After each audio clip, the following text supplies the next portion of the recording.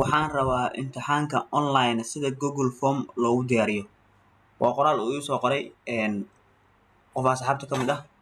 Marka waxaan isla arkaynaa qaabka loogu diyaariyo imtixaan Google Form. Qof kastana aad ay u anfacaysa. Okay, isla socono. Qaabka koowaad Google Formka aad ku furi karto waa inaad tagtaa halkan Google Drive-ka aad tagtaa. Then meeshan ay qoran tahay new ayaad dooranaysaa. Kadib halkan waxaad ka dooran kartaa Google Form. Qaabkaas waa samayn kartaa. Waxaa kaloo samayn kartaa forms.google.com kadib enter leedahay. Soo ujeedo wuxuu kusoo qabanaa Google Formka.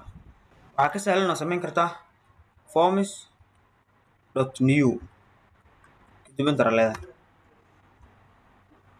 forms.new markaa qorto sidaas ayuu kuu soo geli doonaa. Okay, waxa ugu horeeya aan samaynayno waxaa waaye inaan magaca bedelno. halkaan meesha ay qoran tahay untitled form ayaad click leedahay. kadib waxaan qoraynaa MS Word test aan iskaga qoraynaa. MS Word test. Okay, then webkan meesha joogtaa click siin kartaa. waa kaas ujeedo uu isbedelay. halkaan waxaa qoranaysaa marka testiga aad samaynayso description-kiisa aad qoraysaa. Okay, halkaan aad aragto form description su'aalaha aad markaa ku diyaarsan description-kooda ayaa halkaan ku qoraysaa. markaan hadda diyaarsiin control review baan dhahayaa. waa ka description-kaas. kadib qoraalkaas aad ujeedo haddaad rabtid bull inta ka dhigi karto ama weynayn kartaa waa yareyn kartaa. MS Word haddii aad taqaano si fiican u taqaanaa oo markaa waa isticmaali kartaa. haddii MS Word-ka uu weli okay ku ahayna waxaa diyaarsan koorso oo horey aan usoo dhignay YouTube-ka ka daawan kartaa ka baran kartaa. Okay, halka hadda waxaan ku haysanaa title-kii iyo sidoo kale waxaan ku haysanaa iyo description-kii. waxaan bilaabaynaa marka qaabka su'aalaha aan u diyaarin lahayn ayaan bilaabaynaa. inta aanan su'aalaha u gelin ka hor oo su'aalaha diyaarintooda waxaan waxyar ka bedelaynaa setting-kaan ku dhufanaynaa. then meeshan ay qoran tahay make this quiz waxaan samaynaynaa marka koowaad halkaan tiga saaraynaa oo tig hano ahaato. then waxaan samayn doonaa marka waxay naga caawinaysaa release marks qofka inuu markska markiiba halkaa uu kasii arki karo marka ay naga caawinaysaa.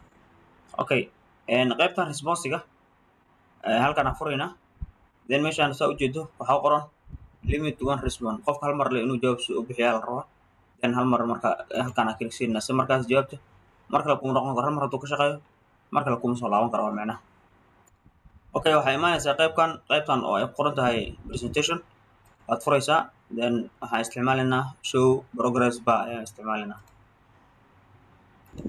Okay, ugu dambeyn waxaan ku daraynaa confirmation message ayaan ku daraynaa. halkaan aan click leenahay. okay, hadda waxaan iskaga qoranaynaa submitted waa la gudbiyo oo kale. halkaas iskaga gaabsanaa. then waxaan leenahay save aan leenahay marka. waxyaalo badan aad ka bedeli karto ayaa jiraan laakiin hadda intaasaan ku gaabsanaynaa. marka aadna hadda qaybta ugu muhiimsan oo questions su'aalaha marka la diyaarinayo. su-aasha ugu horeysa marka halkaan ayaad click leedahay. saa ujeedo meeshan su-aasha ayaan ku qori doonaa. su-aasha ugu horeysa waa inoo diyaarsan tahay what is Microsoft Word used for. kadib jawaabta halkaan aan gelin doonaa si markaa jawaabta. okay, saa ujeedo MS Word iyo MS Excel. su-aasha waa tan dhowr jawaabood oo qofka markaa miduu asaga isleeyahay waa saxan tahay uu dooran karo ayaa halkaan aan ku siinay choice waaye. marka su-aasha koowaad iyo jawaabaheeda. marka su-aasha markaas sidaa u diyaariso saddexda midaa saxan si markaasi waxaa jirta waxa la dhahaa answer key aa ku dhufanaysaa. then jawaabtaada ayaad halkaan ka dooranaysaa. hadda jawaabta saxda waa midaan waaye. then halkaan pointiga aa u targashay su-aashan qofka markuu ka jawaabo meeqo heli doonaa. tusaalahaan 5 aan dhehnaa midaan. intaa markaa samayso kadib waxaa leedahay done aa dhehaysaa marka. hadda markaa su-aasha koowaad iyo jawaabteeda iyo answer keyda kulli sidaas waa markaasi aan kaga baxnay. waxaan ku daraynaa meesha ay qoran tahay add answer feedback. laba qaybood oo markaas saa ujeedo waa incorrect answer iyo correct answer. qofka markuu su-aasha u qaldo waxaa la rabaa feedback in la siiyo. markuu saxana sidoo kale in feedback la siiyo. markuu qaldo waxaan leenahay marka waxaan soo qoraynaa good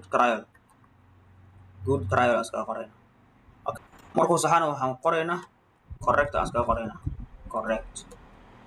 kadib okay qofka markuu su-aasha uu qaldo tusaalahan good trial la dhahday okay qofka markii uu su-aasha uu qaldo halkan waxaan u reebaynaa link uu ka akhrisan karo marka linkigan wikipedia aan kasoo qaaday marka waa wuxuu ka hadlayaa saa ujeedo Microsoft Word then waxaan leedahay add ayaa leedahay okay qofka markuu isku dayo su-aasha ay qaldan good try ayaa loogu soo qori doonaa correct markuu saxana correct ayaa lagu soo qori doonaa kadib save aan leenahay hadda hal su-aal noo diyaarsan su-aal kale saa ugu soo darno halkan saa ujeedo waxaa ku qoran balastan add question taa click siinaysa add question markaas click siiso halkan questionka loogu talagalay laakiin halkan saa ujeedo waxaa qoran multiple choice waa furaysaa jawaabtada nooca noqonayso ayaad ka dooranaysaa hadda waxaan dooran doonaa short answer jawaab gaaban tii hore waxay ahayd inaad mid doorato laakiin tan waxay noqon doontaa jawaabteeda short answer ayay noqon doontaa okay su-aasheen labaad how do you make text bold in Microsoft Word okay jawaabta marka waxaan ka rabnaa inay noqoto short answer okay waxaan samayn karnaa answer kii inta taabano ayaa halka waxaan gelin karnaa correct answer jawaabta saxda okay jawaabta saxda halkaasaan gelinay sidoo kale wuxuu samayn karaa qofka jawaabtan halkan hadda aan ku qori doono sidoo kale iyadana wuu isticmaali karaa oo hadduu uu markaa jawaabtan usoo qorona pointiga uu heli doonaa kadib waxaad dooranaysaa maadaama laba jawaab meesha aad gelisay waxaa leedahay marka maantanaad click siinaysaa oo tigta saaraysaa halkan waxaad gelin doontaa inta dhibcood oo aad ugu talgashay tusaalahaan 10 aan gelinayna kadib waxaa leedahay done okay inta markaa samayso halkan saa ujeedo waxaa ku qoran requiredka marka waa inaad tigsiisaa si qofka haddii su-aashan lacala uu ka boodo oo uu sameynin uu hor u socon karin oo formka uusan submit dhihi karin u gudbin karin marka requiredkaas waa inuu tigta ku saarnaada okay hadda tusaale waaye labadan su-aal ku gaabsanayna su-aasha koowaad waxay ahayd su-aal choice leh oo mid yarta dooran karto su-aashaasna waxaa laga rabaa tan short answer ayaa laga rabaa okay waxaan sameynaynaa markaan halkan waa customize theme aan ku dhufano customize theme kaas waxaan ka bedeli karnaa isku dayna kadib waxaan tegaynaa halkan ay qoran tahay header use image aan leenahay waxaan rabnaa qaybta hore inaan sawir gelinaan rabnaa sawir marka hadduu ku diyaarsan yahay halkan upload kasoo dhigi doontaa hadii kale kuwan isticmaali kartaa aniga mid upload iska soo dhahaynaa oo tusaale le ka rabnaa siduu noqonaya baa fiirin doonaa waxaan iska isticmaali doonaa midkaan iska isticmaali doonaa then markuu soo upload gareeyo halkan uu soo geliyo qaabkan ayuu kusoo geli doonaa markaa هذا مرة قيبت هذا دور كات هذا قيبت إيه دورن كرة واحد وضعه أنت يفر أنا دورته كذب لنا له لأن مرة كان ده سأو جدو قيبت كرة يومان دونا وهكذا سأو جدو وهكذا مرة كات وحوس مسيه ده ولا هكذا وحصل كشكرته سكول كأو واحد جرنيس ما سؤالها إن تمبل ده سمسي أي قيبت كرة أصلا كشكرته أوكي سلوا كله سؤال كستو goonigeeda ayaad waxaad u samayn kartaa sawirkeeda gooniga u ah tusaalahan hadda ama sawiraan ka hadlaynaa halkaan aan markaa click siinayna su'aalahan sawir aan ku soo darayna meeshan google image-ka aad ku dhufan kartaa haddii sawirka aad haysan kadib halkaan ka raadinayna hadda halkan waxaan qoraynaa ms word kadib enter aan leenahay ms word loo kuu soo qoon doonaa then kana dooranaynaa insaada leenahay marka waxaa laga yaabaa imtixaanka aad diyaarinayso inuu sawir u badan yahay sawirada marka qaabka soo gelin doona aragnidan qasab waay qaabka soo gelin doonta sawir caadi ay haystidna oo soo gashan kartaa asaga kadib waa yareynaysaa like that isku yareey marka wali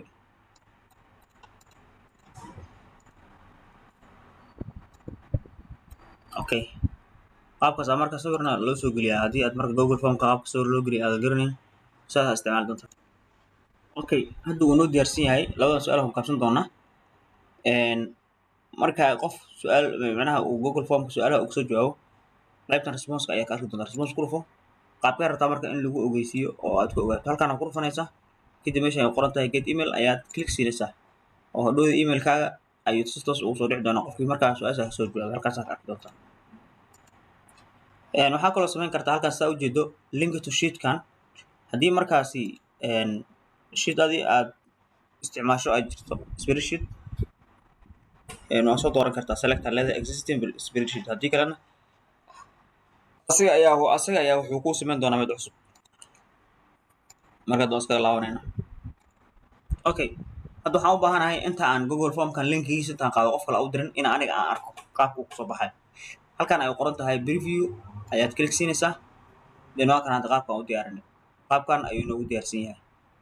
Waa kana sawirkii aan soo gelinay, su'aashii, description-kii su'aashii waa tana. Then su'aashii shadada sarka jawaabta aan rabnana sidoo kale waa tana. Haddii meesha hore aad ku laabanaysid, kaliya waxaad taabanaysaa qaybtan oo edit form.